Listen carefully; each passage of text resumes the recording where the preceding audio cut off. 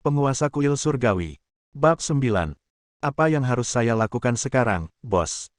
Apakah kita hanya akan melihat mereka membawa tuan muda pergi? Seorang bawahan di sebelah Zhou Zhenglong berkata kepada Zhou Zhenglong dengan marah. Zhou Zhenglong mengabaikannya, tetapi matanya penuh ketakutan. Dia hanya memiliki kehidupan ini. Saat Tianqi menaruh belati di lehernya, dia benar-benar merasakan nafas kematian. Dia bahkan yakin jika Xiao Tians tidak berbicara, Tianqi akan benar-benar membunuhnya. Tuan, benar-benar seorang master. Dan dia pasti master dari Departemen Perang. Zhou Zhenglong menelan ludah, kakinya masih gemetar saat ini, dan dia benar-benar ketakutan. Dan yang baru saja dia dengar dari Xiao Tians adalah dia mencari Zhou Zhenghao. Pada saat ini, Zhou Zhenglong memiliki pemikiran buruk di benaknya. Jika kakak laki-lakinya Zhou Zhenghao ada di sini sekarang, maka semua orang di keluarga Zhou mungkin harus berada di sini malam ini. Sesuatu yang besar telah terjadi. Xiao Ji juga bingung. Dengan statusmu, wanita seperti apa yang tidak dapat ditemukan? Apalagi kota Qianjiang, bahkan jika kamu pergi ke kota Tianhai, wanita papan atas di sana, kamu mungkin. Mengapa apakah kamu ingin menyentuh anggota keluarga dari Departemen Perang? Kamu benar-benar mencari kematian. Zhou Zhenglong ketakutan, mengetahui bahwa dia tidak dapat lagi memutuskan apa yang terjadi, dan dia harus kembali ke kakak laki-lakinya. Pergi ke kakak laki-lakinya untuk mendiskusikan tindakan pencegahan. Ayo pergi. Kembali ke rumah Zhou. Cepat. Setelah Zhou Zhenglong membuat keputusan di dalam hatinya, dia segera membawa orang-orang ke rumah Zhou. Bagaimanapun, dia hanyalah seorang gangster memiliki banyak kontak. Ada banyak koneksi, dan dia juga tidak percaya bahwa kakak tertuanya tidak dapat membunuh Xiao Tians meskipun dia mengambil tindakan. Jadi bagaimana jika mereka adalah orang-orang dari Departemen Perang? Bukan berarti kakak tertuanya tidak terbunuh selama bertahun-tahun. Tepat ketika Zhou Zhenglong dan yang lainnya hendak pergi, Shen Yuxuan, yang telah mengirim Gao Weiwei pergi, berlari kembali. Dia juga mengkhawatirkan Xiao Tians, tetapi ketika dia bergegas kembali, dia menemukan bahwa Zhou Zhenglong sedang mundur bersama orang-orangnya. Tapi Xiao Tians tidak ada di sini, dan bahkan Zhou Jie menghilang. Shen Yuxuan bingung sejenak. Zhou Zhenglong, di mana Xiao Tians? Kemana kamu membawanya? Shen Yuxuan bertanya dengan cepat ketika dia melihat Zhou Zhenglong masuk ke dalam mobil dan pergi. Zhou Zhenglong berhenti sejenak, melihat kembali ke Shen Yuxuan dan berkata, haha. Seberapa kuat orang-orang dari Departemen Perang mereka? Bagaimana saya bisa menjadi lawan mereka? Haha. Mereka telah pergi, dan mereka mengambil Zhou Jie bersama mereka. Dia ingin saya mengirim pesan kepada kakak tertua saya, memintanya pergi ke villa tepi sungai untuk menjemput seseorang dalam 3 hari. Haha. Orang-orang dari Departemen Perang luar biasa tidak boleh menyinggung perasaanmu. Jika ayahmu terlibat lagi, kan? Haha. Maka keluarga kecil Zhou kita akan semakin tak tersentuh. Zhou Zhenglong berbicara dengan cara yang aneh. Meskipun dia mengatakan dia tidak dapat disentuh, makna mendasar dari kata-katanya bukanlah itu. Dia sangat percaya pada kakak laki-lakinya. Jika kakak laki-lakinya mengambil tindakan, baik Xiao Tians maupun Shen Qingtian tidak akan berakhir dengan baik. Setelah Zhou Zhenglong selesai berbicara, sebelum Shen Yuxuan dapat berbicara lagi, dia masuk ke dalam mobil dan pergi. Shen Yuxuan, yang masih di sana, duduk di tanah, wajahnya sangat pucat. Dia tidak pernah menyangka Xiao Tians benar-benar bisa pergi, dan juga membawa pergi Zhou Jie. Yang dimaksud Zhou Zhenglong adalah ada orang lain di sekitar Xiao Tians, seseorang dari Departemen Perang. Di dunia sekarang ini, selalu ada asap. Sejak zaman kuno, orang-orang kuat telah muncul dari Departemen Perang mengetahui hal ini. Dan jika hal ini tidak terjadi, jika pria yang ditunggu-tunggu Gao Wei selama 5 tahun telah kembali dari Departemen Perang, maka dia pasti akan bahagia untuk sahabatnya. Tapi sekarang di dalam hatinya, Xiao Tians seharusnya tidak melumpuhkan Zhou Jie, dan bahkan membawanya pergi. Ini adalah masalah besar. Karena tidak ada seorang pun di kota Qianjiang yang tahu betapa buruknya Zhou Zhenghao selain keluarga Shen. Misalnya, ayahnya Shen Qingtian adalah generasi ahli bisnis di kota Qianjiang beberapa tahun yang lalu. Terlebih lagi, keluarga Shen telah mengakar di Qianjiang selama beberapa generasi. Namun demikian, lebih dari 20 tahun yang lalu, Zhou Zhenghao datang ke kota Qianjiang sendirian hanya dalam beberapa tahun, dia benar-benar mengganggu situasi di kota Qianjiang dan langsung naik ke tampuk kekuasaan. Tiba-tiba menjadi keluarga terkuat di kota Qianjiang. Zhou Zhenghao adalah pria jahat dengan metode yang sangat kejam. Sekarang dia semakin tua, dia tidak lagi terburu-buru ke depan. Tapi ini juga tergantung situasinya. Zhou Jie adalah putra satu-satunya. Dia juga satu-satunya pewaris kerajaan bisnis keluarga Zhou. Xiao Tians melumpuhkan Zhou Jie dan bahkan membawanya pergi.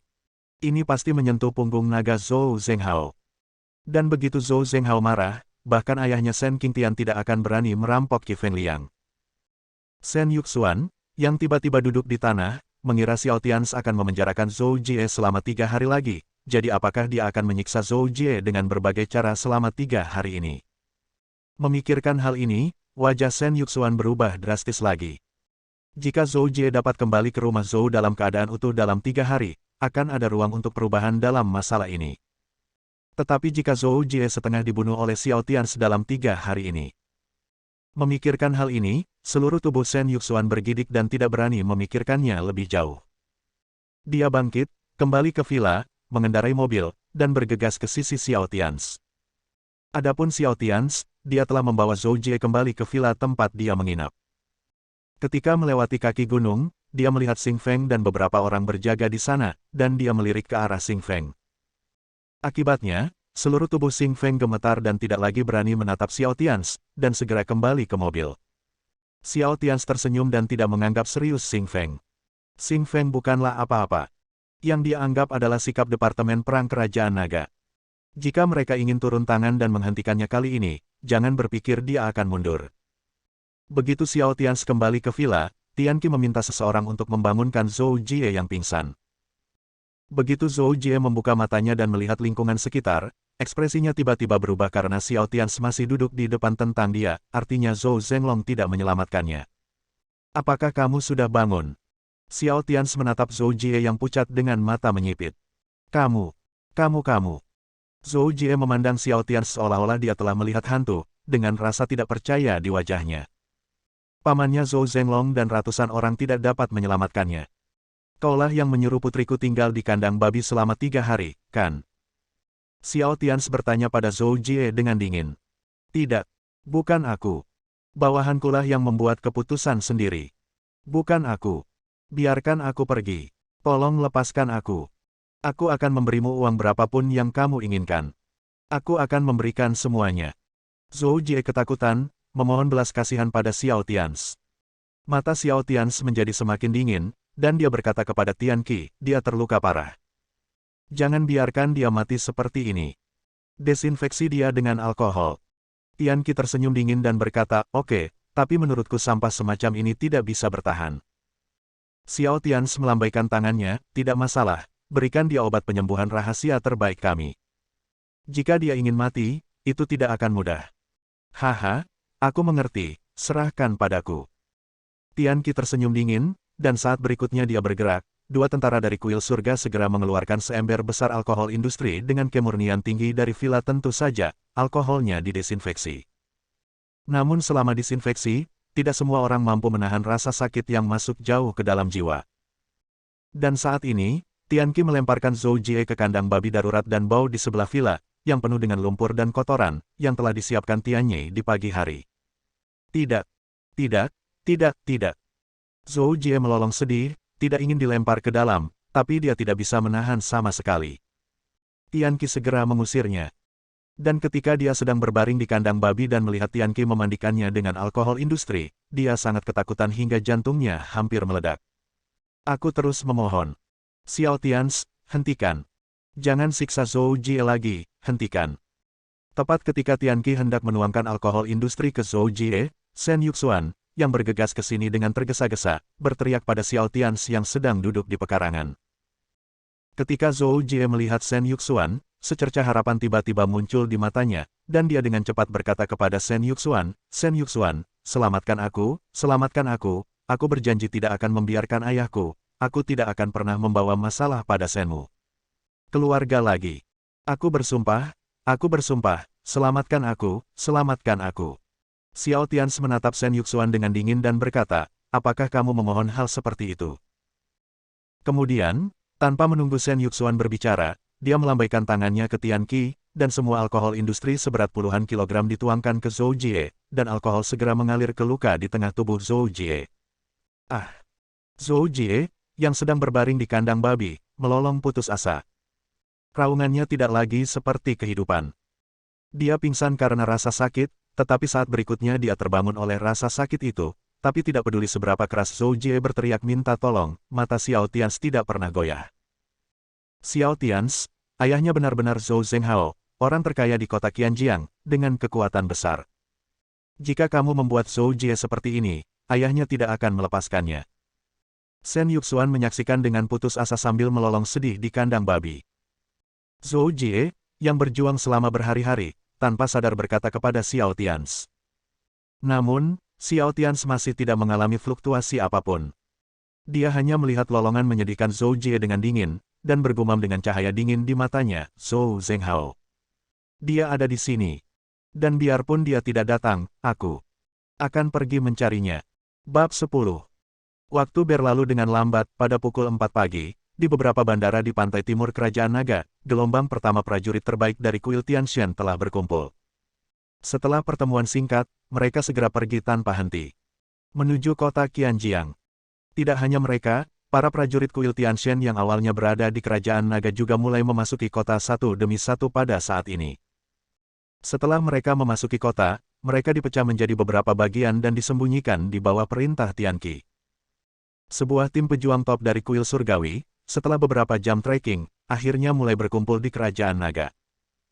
Sebagai hasil dari pertemuan mereka, Xiao Tians secara alami mendapat kabar bahwa dia sendiri yang dapat mendominasi Kerajaan Naga seumur hidup. Setelah tentara kuil surgawi kembali, dia menjadi lebih tidak takut. Langit berangsur-angsur menjadi lebih cerah, tetapi Xiao Tians tidak kembali ke rumah. Sebaliknya, dia duduk dengan tenang di halaman villa, menyaksikan Tian Qi menjatuhkan Zhou Jie dan membangunkannya lagi dan lagi, yang membuatnya semakin bersemangat.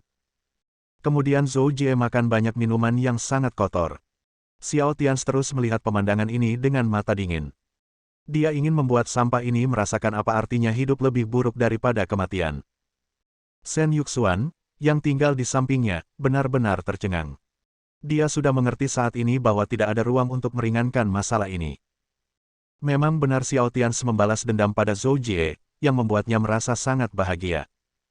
Tapi Zhou Zhenghao dan seluruh keluarga Zhou tidak akan membiarkan Xiao Tians pergi.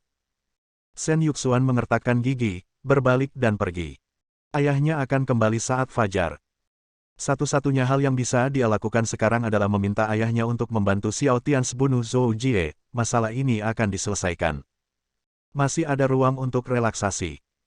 Namun, Xiao Tians bahkan tidak menanyakan kebaikannya, yang membuat Shen Yuxuan merasa gatal di hatinya, tapi tidak ada yang bisa dia lakukan. Dia bahkan siap menyeret keluarga Shen ke pusaran air ini. Saat fajar, pukul 7 pagi, Tianyi mengirim Gao Weiwei dan Xiao Xiao ke kota Beijiang, dan mengatur untuk menginap di hotel dengan lingkungan yang baik. Gao Weiwei gelisah dan matanya merah. Dia bahkan tidak berani menutup matanya tadi malam. Bagaimanapun, mereka pergi, tapi Xiao Tians masih tinggal di sana. Apakah dia membenci Xiao Tians di dalam hatinya? Tentu saja ada. Bagaimanapun, dia telah menanggung terlalu banyak beban sendirian selama 5 tahun terakhir. Dapat dikatakan bahwa kemunculan Xiao Tians secara langsung mengubah jalan hidupnya, entah dia menginginkannya atau tidak. Tapi tadi malam, ketika Xiao Tians mengirim dia dan Xiao Xiao keluar karena dia dalam krisis, dia tidak bisa menahan perasaan khawatir yang tak ada habisnya. Tepat ketika Gao Weiwei ingin bertanya kepada Tianyi tentang Xiao Tians, Xiao Xiao terbangun di tempat tidur. Begitu Xiao Xiao bangun, dia melihat Gao Weiwei berdiri di depannya, tetapi dia tidak melihat Xiao Tians, ayah yang dia temui pertama kali tadi malam. Bu, di mana ayah? Xiao Xiao baru saja menanyakan kalimat ini, yang langsung membuat Gao Weiwei, yang selama ini kuat, langsung menangis. Wajah Xiao Xiao berubah, air mata jatuh, dan dia menangis, Bu, aku ingin ayah. Aku ingin ayah, aku ingin ayah. Pikiran Xiao Xiao kini dipenuhi dengan adegan di mana Xiao Tians muncul di hadapannya tadi malam dan memeluknya. Dia sangat merindukan Xiao Tians. Tapi sekarang dia melihat Gao Weiwei berdiri bersama pria asing, dan pria itu bukanlah ayahnya. Gao Weiwei merasa sedih ketika dia memikirkan adegan ketika Xiao Tians dikelilingi oleh ratusan orang ketika dia akhirnya pergi. Mungkinkah begitu anak itu melihat ayahnya, dia tidak akan pernah melihatnya lagi. Hanya saja dia tidak berani mengatakan yang sebenarnya kepada Xiao Xiao saat ini. Dia hanya bisa menyeka air mata di wajahnya dan berkata kepada Xiao Xiao, "Xiao Xiao, ayah harus melakukan beberapa hal dan dia akan kembali dalam beberapa hari." Xiao Xiao melirik ke arah Gao Weiwei dan berhenti berbicara. Sebaliknya, dia menundukkan kepalanya dan terdiam beberapa saat sebelum berkata, "Kamu berbohong. Ayah pasti pergi melawan orang-orang jahat itu." "Bu, apakah ayah akan baik-baik saja?" pikir Xiao Xiao. "Aku ingin ayah, aku ingin ayah." Setelah menyelesaikan kata-katanya, air mata kecil itu jatuh lagi. Ternyata dia tahu segalanya dan mengerti segalanya. Tianyi, yang berdiri di dekat pintu, mengangkat kepalanya dan menarik napas dalam-dalam. Meskipun dia, seorang pria berdarah keras yang telah bertarung di medan perang, hampir menitikkan air mata. Dia menenangkan suasana hatinya, berjalan ke tempat tidur Xiao Xiao, berlutut dan berkata sambil tersenyum kepada Xiao Xiao, "Namamu Xiao Xiao, kan?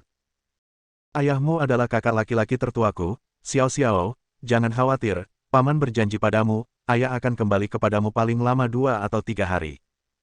Pamanmu adalah seorang tentara, dan dia tidak akan berbohong padamu." Xiao Xiao kemudian mengangkat kepalanya dan melirik ke arah Tianyi, dan bertanya dengan polos, "Paman, jangan berbohong kepada Xiao Xiao. Akankah ayahku benar-benar menghajar orang-orang jahat itu dan kembali untuk mencari Xiao Xiao? Dia tidak akan seperti sebelumnya. Apakah ayah tidak menginginkan Xiao Xiao?" "Paman, beritahu ayah bahwa Xiao Xiao sangat baik. Jika menurutnya Xiao Xiao melakukan sesuatu yang buruk, Xiao Xiao akan mengubahnya." Tianyi mengangkat kepalanya dan mengertakkan gigi. Dia, seorang pria berdarah keras, benar-benar tidak bisa melihat anak yang begitu bijaksana mengucapkan kata-kata yang begitu dewasa. Setelah beberapa saat, mata Tianyi menjadi merah, dia mengangguk dengan berat dan berkata kepada Xiao Xiao, "Baiklah. Paman bersumpah, ayahmu akan kembali paling lama 2 atau 3 hari. Paman tidak akan pernah berbohong kepada Xiao Xiao." Tianyi berulang kali meyakinkan Xiao Xiao, dan Xiao Xiao mempercayainya untuk sementara waktu. Kemudian Xiao Xiao menarik Tianyi untuk menceritakan kepadanya kisah Xiao Tians, jadi Tianyi mengarang cerita tentang mereka yang bertugas sebagai tentara di luar dan menceritakannya kepada Xiao Xiao. Bagaimanapun, tubuh kecilnya masih sangat lemah. Dia makan sesuatu dan mendengarkannya selama 2 jam sebelum tertidur lagi. Gao Weiwei dengan hati-hati menutupi Xiao Xiao dengan selimut. Setelah Tianyi mundur, dia berjalan ke bawah, menyalakan rokok dan menghisapnya dalam-dalam. Dia sekarang berharap bisa membunuh keluarga Zhou dengan tangannya sendiri. "Kamu berbohong kepada Xiao Xiao, kan? Tapi aku juga sangat berterima kasih padamu. Kamu bisa kembali. Jika dia masih hidup, biarkan dia segera kabur, tinggalkan Qianjiang, tinggalkan Longguo, jangan kembali lagi." Gao Weiwei muncul di samping Tianyi pada suatu saat dan berkata kepada Tianyi dengan rumit. Tianyi segera mematikan puntung rokoknya dan berkata kepada Gao Weiwei dengan sangat serius, "Kakak ipar, tolong percaya pada saudara laki-laki apapun yang terjadi. Saya yakin saudara laki-laki itu akan kembali dengan selamat, pasti." Gao Weiwei tersenyum sedih, berbalik dan naik ke atas lagi. Jauh di lubuk hatinya, dia tidak mempercayainya. Ayah Zhou Jie adalah orang terkaya di kota Qianjiang kota dan bahkan seluruh wilayah tengah. Jadi bagaimana jika Xiao Tians adalah anggota Departemen Perang? Belum lagi Xiao Tians melumpuhkan Zhou Jie, jadi bagaimana Zhou Zhenghao bisa melepaskan Xiao Tians? Pada saat yang sama, suasana di villa keluarga Zhou di pusat kota Qianjiang sangat suram. Tadi malam suram, dan akhirnya hujan mulai turun pagi ini. Sekarang sedang hujan.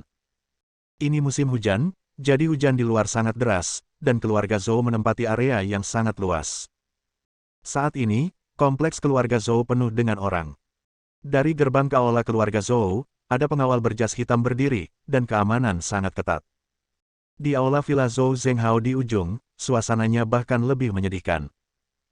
Ada beberapa tetua keluarga Zhou yang duduk di aula, semuanya berbicara di berbagai industri di kota Qianjiang, bahkan Zhou Zhenglong, yang tiba di sini larut malam, hanya bisa duduk di luar.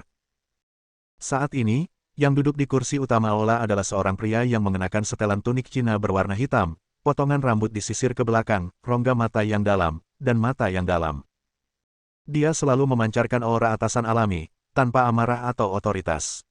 Dia adalah kepala keluarga Zhou. Zhou Zhenglong melihat hujan di luar semakin deras, tetapi Zhou Zhenghao terdiam sejak dia datang untuk melapor tadi malam. Pada saat ini, dia tidak tahan lagi. Dia berdiri dan berkata kepada Zhou Zhenghao, "Saudaraku, ayo cepat gerakkan pasukan untuk menyelamatkan Xiao Ji. Kita tidak bisa menunggu selama 3 hari, kan?" Zhou Zhenghao menundukkan kepalanya dan memutar cincin giok di ibu jarinya, menatap Zhou Zhenglong dan berkata, "Lakukan panggilan video dengan Xiao Ji." Wajah Zhou Zhenglong berbinar dan dia mengangguk dengan cepat. Saat berikutnya, dua anak buahnya memasang layar proyeksi di tengah ruang tamu. Di halaman villa tepi danau di lereng gunung di tepi sungai, Xiao Tians, mengenakan jubah hitam, masih duduk di sana. Tian Qi berdiri di belakangnya dan memegang payung hitam besar untuknya di kandang babi. "Tuan Istana, keluarga Zhou melakukan panggilan video ke Zhou Jie, apakah kamu ingin mengangkatnya?" Tian Qi berkata kepada Xiao Tians sambil memegang ponsel Zhou Jie. Xiao Tians berkata, "Telepon ini bukan untuk Zhou Jie, ini untukku, angkatlah." Panggilan video tersambung, dan sosok Zhou Zhenghao segera muncul di depan Xiao Tians. Zhou Zhenghao memandang Xiao Tians dan berkata, "Saya Zhou Zhenghao, apakah Anda Xiao Tians dari Departemen Perang?" Xiao Tians menyipitkan matanya dan berkata, "Ya, saya Xiao Tians. Ada saran?" Zhou Zhenghao juga mengecilkan pupilnya dan berkata dengan suara seram, "Hujan di Qianjiang ini tidak akan berlangsung selama 3 hari, dan saya juga tidak bisa menunggu 3 hari. Saya akan memberi Anda 10 jam untuk menelepon seseorang. Setelah 10 jam, keluarga Zhou saya ada di sini untuk berkunjung." Xiao Tians tersenyum acuh tak acuh, mencondongkan tubuh ke depan dan memandang Zhou Zhenghao dan berkata, "Saya tidak tahu apakah akan turun hujan di sungai Qianjiang selama 3 hari. 3 hari itu untuk persiapan keluarga Zhou Anda. Karena Anda mengatakan 10 jam, maka 10 jam kemudian, aku akan menunggumu di sini, dan omong-omong, bawakan peti mati secukupnya." Xiao Tians menutup telepon setelah mengatakan itu. Tetapi pada saat ini, mata Zhou Zhenghao di villa keluarga Zhou sangat jahat, dan kemarahan di tubuhnya meningkat dengan gila-gilaan. Bersambung.